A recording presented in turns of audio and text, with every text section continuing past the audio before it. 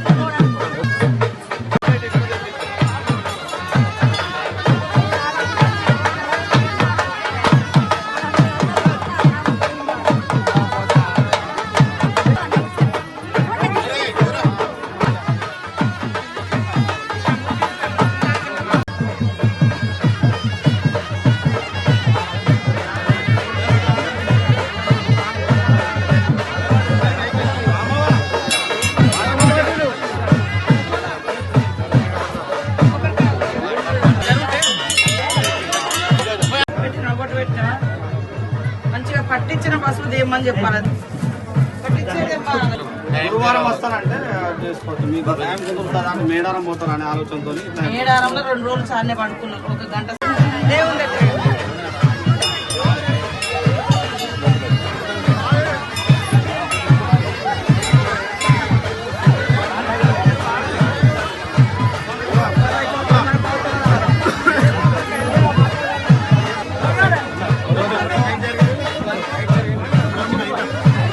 రాబోయే మళ్ళీ మనకి ఎప్పుడు ఉంటుంది అంటే నెక్స్ట్ జాతర మేడారంలో ఉంటే మేడారం పెద్ద జాతర తర్వాత నెక్స్ట్ ఇయర్ మళ్ళీ మనకి ఇక్కడ ఐలాపురం జాతర వస్తుంది. ఆ జాతర వరకు ఇక్కడ బీటీ రోడ్ మరి గుడి దాకా బీటీ రోడ్ వేస్తాం, ఇక్కడ ఫ్లోరింగ్ వేస్తాం, మంచిగా ఇంకా సౌకర్యాలను కూడా పెంచుతాం. ఆ సమ్మక్క సారలమ్మ దయతోటి మాకు ఈ స్థాయి వరకు ఈ ఒక గొప్ప అవకాశం, సేవ చేసే అవకాశం ఒక తల్లులుగా నాకు దీవించినందుకు ఈరోజు నేను మంచిగా మొదటిసారి ఐలాపురం పెద్ద జాతరకు 20 ఏళ్ల నుంచి నేను ఈ జాతరకు వస్తున్నా, కానీ మంత్రిగా మొదటి అవకాశంగా నాకు దక్కింది. కాబట్టి ఈ ప్రాంగణాన్ని ఈ ప్రాంతాన్ని అభివృద్ధి చేస్తామని మరి భక్తులకు సకల సౌకర్యాలు కల్పిస్తాం. వచ్చిపోయేటువంటి భక్తులకు కూడా ఒకటే విజ్ఞప్తి, వచ్చేటప్పుడు చాలా జాగ్రత్తగా రండి, తాగి డ్రైవింగ్ చేయొద్దు, సెల్ ఫోన్ మాట్లాడుతూ డ్రైవింగ్ చేయొద్దు. అదేవిధంగా వచ్చినటువంటి వాళ్ళు కూడా చెట్లను నరికి పట్టుకుపోవడము, మరి ఎక్కడికక్కడ జంగల్ నరకడం ఇది మానేయండి. ఈ ప్రాంతంలో అణువున సమ్మక్క సారలమ్మ తల్లులు కొలువై ఉంటారు కాబట్టి ప్రతి చెట్టు, ప్రతి పుట్ట, ప్రతి గుట్టను మనము కుంకుమ బస్సు పెట్టుకొని మొక్కుకొని అక్కడే సమ్మక్క సారక్క ఉన్నట్టుగా మనం భావిస్తాం. నుంచి మన ములుగు జిల్లాలో మరి మినీ మేడారం జాతర స్టార్ట్ అయింది. మరి ప్రతి 2 సంవత్సరాలకు ఒకసారి పెద్ద జాతర మేడారంలో జరిగితే చిన్న జాతర ఐలాపురంలో కానీ, కొండాయిలో కానీ, అక్కడ బయక్కపేటలో కానీ, అక్కడ చిర్రమల్లలో కానీ ఇట్లా మనము కొన్ని సంవత్సరాలుగా నిర్వహించుకోవడం ఆనవాయితీగా ఆచారంగా వస్తూ ఉంది. ఈరోజు మొట్టమొదటిసారి మంత్రి హోదాలో మరి ఒక ఐలాపురం జాతరకు వచ్చినటువంటి ఒక గొప్ప అవకాశం నాకు దక్కింది. గత సంవత్సరంలో మనం పెద్ద జాతర మేడారంలో నిర్వహించుకుంటే ఈసారి పెద్ద జాతరగా ఐలాపురంలో నిర్వహించుకోవడం జరుగుతూ ఉంది. ఏటునాగారం మండలం, కన్నాయగూడెం మండలంలోని ఉమ్మడి ఏటునాగారం మండలం, కన్నాయగూడెం మండలంలో ఈ జాతర సమ్మక్క సారలమ్మ జాతర ఈ దట్టమైనటువంటి అడవిలో మనం నిర్వహించుకోవడం చాలా సంతోషం. గత కొన్ని సంవత్సరాలుగా, కొన్ని ఏళ్లుగా నేను కూడా వస్తూ ఉన్నా, కానీ సౌకర్యాలు అంత అనుకూలంగా గతంలో లేకుంటుండే.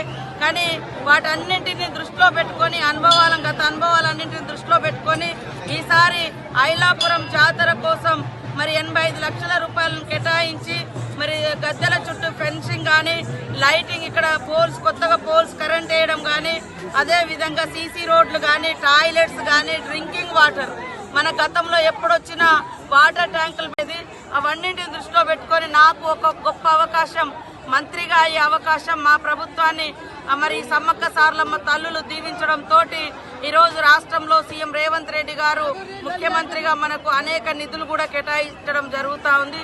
వారి యొక్క సహకారంతో మరి డిప్యూటీ సీఎం పట్టి విక్రమార్క గారి సహకారంతో మా ఎండోమెంట్ మినిస్టర్ సురేఖ గారి సహకారం, మా ఇన్ఛార్జి మినిస్టర్ పొంగులేటి శ్రీనివాసరెడ్డి గారి సహకారంతో మరి ఈసారి మినీ మేడారానికి ఈ పిల్ల జాతరలకు దాదాపుగా 5,23,00,000 పైగా నిధులు కేటాయించడంతో ఈ ఐలాపురం జాతరకు చుట్టుపక్కల ఇటు మనకు కరీంనగర్ నుంచి కానీ ఇటు వరంగల్ నుంచి కానీ బార్డర్లో ఉండడంతో ఉమ్మడి కరీంనగర్ జిల్లా నుంచి మరి ఇక్కడ మన ఉమ్మడి వరంగల్ నుంచి కూడా పెద్ద ఎత్తున ఆదివాసులు, ఆదివాసేతర మరి ఇతర వర్గాలు కూడా మరి మహిళలు, పేదలు, బీసీలు, ఎస్సీ ఎస్టీ వర్గాలు మేజర్గా మరి ఎడ్ల బండ్లతోటి కాలినడకలతోటి ఇక్కడికి ఇంకా రావడం చాలా ఆనవాయితీగా ఉంది.